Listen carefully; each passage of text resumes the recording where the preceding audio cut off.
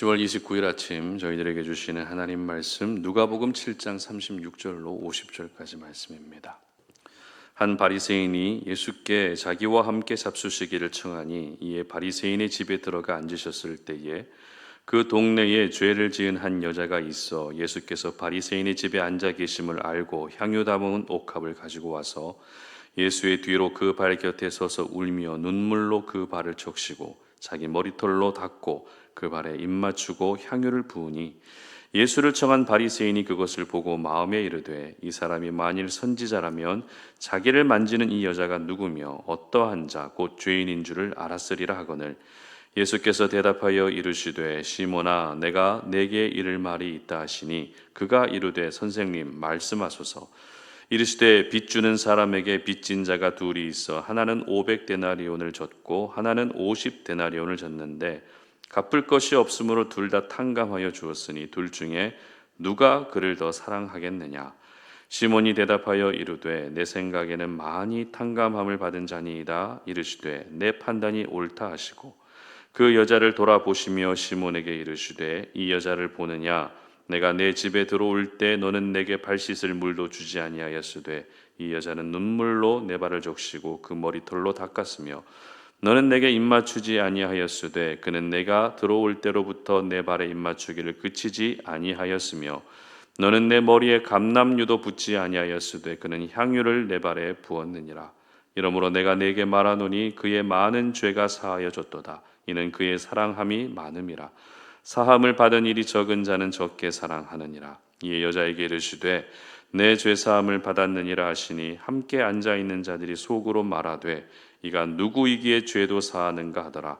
예수께서 여자에게 이르시되 내 믿음이 너를 구원하였으니 평안히 가라 하시니라. 아멘. 초청만 하지 말고 인정하라 라는 제목으로 오늘 아침 말씀 전합니다. 어떤 잔치나 축제에 초대를 받게 되면 초대받았다는 사실보다 나를 기억하고 생각해 준다는 점에서 기분이 더 좋아집니다. 그러나 초대를 받고 초대받은 자리에 가도 그 자리가 왠지 불편해질 때가 있습니다. 예를 들면 초대를 해놓고 사람들이 다 있는 자리에서 무안을 준다거나 초대를 해놓고 초대를 한 사람의 태도가 어딘가 모르는 게 불손하다면 초대받은 그 자리에서 빨리 빠져나오고 싶은 생각이 든다는 것이죠. 오늘 본문은 예수님이 한 바리새인으로부터 식사 자리에 초대를 받고 그 자리에서 있었던 한 사건을 기록하고 있습니다. 특별히 이 바리새인의 이름은 시몬이었는데 시몬이라는 이름이 당시 유대 사회에서는 너무나 흔한 이름이었기 때문에 이름이 주는 메시지보다 바리새인이라고 하는 이 사람의 신분이 주는 메시지가 더 중요했습니다. 바리새인이 어떤 사람입니까? 우리가 잘 알고 있는 것처럼 율법으로는 최고의 사람이지만 율법만 아는 사람이기 때문에 율법을 지키는 것보다 율법의 정신을 더 강조하시는 예수님에게는 항상 장애물과 같은 존재였습니다. 그런데 반대로 바리새인에게도 예수님은 장애물처럼 여겨졌는데요. 그러다 보니 예수님을 걸고 넘어뜨리기 위해 항상 기회를 엿보고 있는 간악한 사람들이 바로 이 바리새인들이었습니다. 실제로 예수님은 바리새인들을 향해서 독사의 자식들이라고 말씀하실 만큼 겉으로는 온갖 경건한 척을 다하지만 속으로는 사람을 죽이는 독을 품고 있는 존재들이 바로 바리새인들이었습니다. 그런 바리새인이 오늘 본문에서 예수님을 식사 자리에 초대한 것입니다. 어떠십니까? 왠지 이 바리새인은 무언가 달라 보이지 않으십니까? 게다가 36절 보시기 바랍니다. 한 바리새인이 예수께 자기와 함께 잡수기를 청하니 이에 바리새인의 집에 들어가 앉으셨을 때에 예수님 역시도 바리새인의 초청에 응하셨다는 것입니다. 바리새인의 특징을 누구보다도 잘 알고 계신 예수님이라면 초청에 응하지 않는 게 맞겠죠.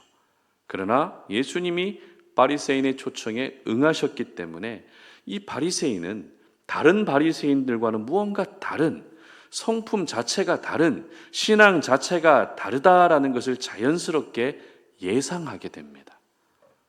그런데 재밌는 것은 바리새인이 초청한 자리에서 다른 한 사건이 언급되고 있다는 것입니다.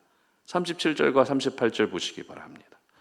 그 동네에 죄를 지은 한 여자가 있어 예수께서 바리새인의 집에 앉아 계심을 알고 향유 담은 옥합을 가지고 와서 예수의 뒤로 그 발 곁에 서서 울며 눈물로 그 발을 적시고 자기 머리털로 닦고 그 발에 입 맞추고 향유를 부으니. 어떤 사건입니까? 한 여인이 예수님에게 향유 옥합을 부은 사건입니다. 그러니까 예수님이 바리새인의 집에 초청을 받았습니다.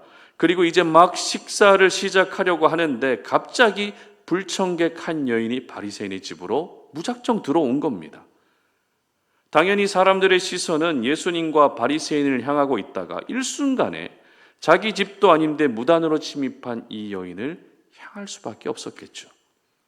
특별히 이 여인에 대한 성경의 기록은 앞서 읽은 것처럼 죄를 지은 한 여자였다는 것입니다. 보통 성경에 어떤 인물이 등장하면 그 인물이 누구인지 이름을 소개하는 것이 일반적입니다. 하다못해 오늘 본문의 바리새인도 시몬이라는 이름을 밝히는 것을 보면 이름을 말해주는 것이 기본입니다. 그러나 이 여인은 이름이 언급되어 있지 않습니다. 이 여인에 대한 정보로 유일한 것은 죄를 지은 죄인이라는 것입니다. 당시 유대 사회에서 여성들은 사회적 약자일 뿐만 아니라 하찮은 존재로 여겨졌습니다. 그런데 이 여인은 죄인이기까지 했기 때문에 아마도 유대 사회에서 아무도 신경 써주지 않는 버림받은 존재로 살고 있었을 가능성이 큽니다. 그저 죄를 지은 죄인이라는 꼬리표가 항상 따라다니는 가장 비참한 인생을 살고 있었을 거라는 거죠. 예수님을 초청한 바리새인도 이 여인이 죄인이라는 것을 알고 있었다는 것은 죄인으로 낙인 찍힌, 그렇게 유대 사회에서 완전한 죄인으로 낙인 찍힌 그런 사람이라는 것을 우리는 쉽게 알 수 있습니다. 그런 죄인이 누구의 집에 온 것입니까? 바리새인의 집에, 그것도 무단으로 들어온 겁니다. 그리고 주변 시선은 아랑곳하지 않고 준비해온 향유옥합을 예수님에게 붓습니다. 누가 봐도 충격을 받을 수밖에 없는 장면이죠. 결국 예수님과 바리새인의 식사 자리는 이 여인에 대한 이야기로 화제가 전환됩니다. 예수님은 500데나리온과 50데나리온 빚진 자의 비유를 통해서 더 많은 죄를 용서받은 사람이 더 많이 하나님을 사랑한다는 교훈을 전하시죠. 특별히 예수님의 이 비유는 자신이 죄인임을 인정하며 눈물로 예수님의 발을 씻겨드린 여인의 행동을 칭찬해 주시기 위한 비유였습니다. 48절과 50절 함께 읽어봅니다. 이에 여자에게 이르시되 내 죄사함을 받았느니라 하시니 예수께서 여자에게 이르시되 내 믿음이 너를 구원하였으니 평안히 가라 하시니라. 아멘. 예수님은 죄인인 이 여인에게 죄사함과 구원을 선포해 주십니다.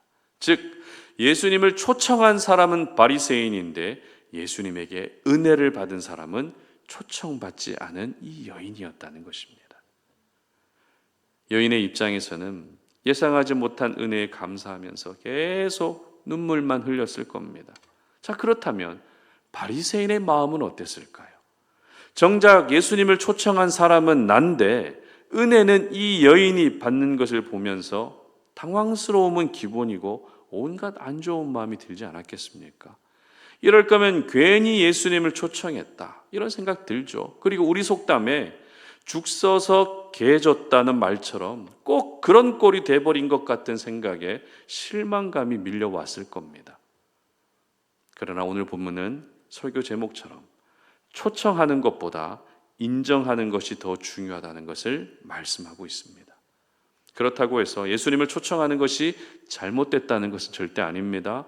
우리는 항상 예수님을 내 마음에 초청해야 되고 내 삶에 초청해야 됩니다. 그러나 초청만 해놓고 내가 죄인임을 인정하지 않는다면 그것은 오늘 본문의 바리새인의 모습과 똑같다는 것입니다. 바리새인의 집에 무단으로 침입한 여인은 동네에서 죄인으로 이미 낙인 찍힌 사람이었습니다. 자기 자신도 그것을 모를 리가 없습니다. 그러나 이 여인은 자신이 죄인임을 인정했기 때문에 신뢰를 무릅쓰고 바리새인의 집으로 들어왔고 또 향유 옥합을 예수님에게 부으며 눈물로 발을 씻겨 드릴 수 있었던 것입니다. 따라서 오늘의 이 사건은 왜 예수님이 바리새인의 초청에 응하셨는지를 알 수 있습니다. 바로 죄인으로 낙인 찍힌 이 여인의 죄를 사해 주시기 위해서, 이 여인에게 구원을 선포하시기 위해서 바리새인의 초청에 응답해 주셨던 것입니다. 다른 사람들은 예수님이 바리새인의 집에 들어가서 식사를 한다고 손가락질하며 비난했을지 모르지만 예수님은 그 비난을 두려워하지 않으셨습니다. 오로지 이 여인을 구원하시기 위해 바리새인의 집으로 들어가셨던 것입니다. 그렇습니다. 우리 예수님은 죽어가는 한 영혼을 위해서라면 어떤 일이든지 무슨 일이든지 하십니다. 십자가가 이것을 잘 보여주고 있죠. 한 영혼을 향한 긍휼과 사랑을 가지고 계시기 때문에 십자가를 받아들이셨던 것입니다. 그러므로 한 영혼을 위해서라면 여러분의 시간, 여러분의 물질, 여러분의 수고, 여러분의 기도를 아끼지 않았으면 좋겠습니다. 한 영혼을 향한 귀한 헌신이 결국 그 영혼을 살리는 일에 쓰임받게 될 것입니다. 그리고 바리새인처럼 예수님을 초청하기만 하고 초청받지 않은 여인을 보며 정죄하는 그런 실수를 범하지 않으셨으면 좋겠습니다. 예수님을 초청했다면 다른 사람을 정죄하는 것이 아니라 오히려 내가 죄인임을 인정할 수 있어야 되는 것입니다. 내가 죄인임을 인정하지 않은 채 아무리 예수님을 위해서 이것저것 다 드린다 해도 그것은 아무런 생명이 없습니다. 생명은 내가 죄인임을 인정하는 순간 시작되는 것입니다.